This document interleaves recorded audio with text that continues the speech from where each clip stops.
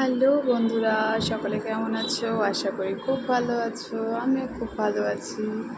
এই ভিডিওটা আমাকে বাবা পাঠিয়েছে, তো তোমাদের সাথে আমি শেয়ার না করে পারলাম না। এত সুন্দর ভিউ, পাহাড়ের ভিউ তো সবসময় সুন্দরই হয়। তো এখানে এই যে বাবা মা দুজন মিলে গিয়েছে দার্জিলিংয়ে ঘুরতে। অনেক সুন্দর একটা হোটেলে উঠেছে, অনেক সুন্দর ভিউ, এবং ওরা খুব ভালো মতো ঘোরাফেরা করছে। আমি ভাবলাম তোমাদের সাথে শেয়ার করি। আমাদেরও যাওয়ার কথা ছিল, তবে আমার পুজো একদমই ছোট এখন, ওই জন্য আর যাওয়া হলো না। ও বড় হোক, তারপরে সবাই মিলে যাওয়া হবে।